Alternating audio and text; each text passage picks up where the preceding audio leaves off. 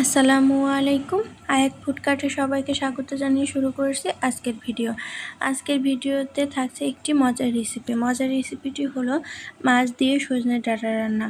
রান্নাটা করার জন্য চুলায় প্যান বসিয়ে তেল দিয়ে দিয়েছি পরিমাণ মতো। এখন মাছগুলো ভেজে নেব।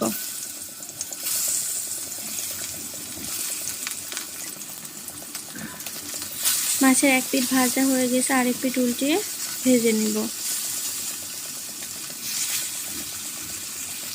মাছগুলো সুন্দর মতো লাল লাল করে ভাজা হয়ে গেছে, এবার উঠিয়ে নিব।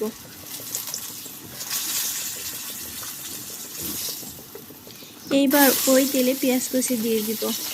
পেঁয়াজটাকে হালকা ভেজে জিরা, সরিষা আর কাঁচামরিচ বাটা দিয়ে দিব।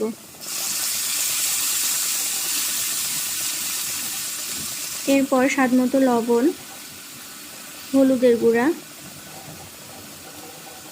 আর অল্প পরিমাণে ঝালের গুঁড়া দিয়ে মশলাটাকে ভালো করে কষিয়ে নেব। মশলাটা ভালো করে কষানো হয়ে গেলে সজনে ডাঁটা আর আলুগুলো দিয়ে দিব।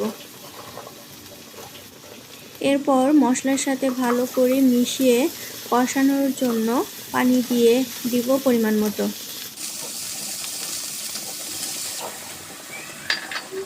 এরপর ঢাকনা দিয়ে ঢেকে দিব সিদ্ধ যতক্ষণ না হচ্ছে। মাঝে মাঝে ঢাকনাটা উঠিয়ে নেড়ে দিব।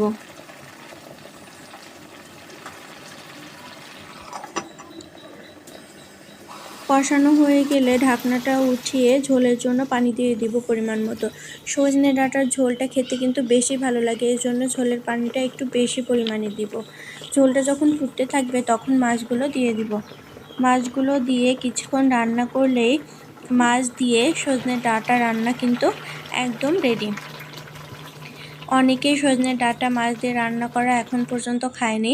যারা এখনও খাননি এই রেসিপিটি ফলো করে রান্না করে খাবেন, আশা করি সবার কাছে অনেক বেশি ভালো লাগবে।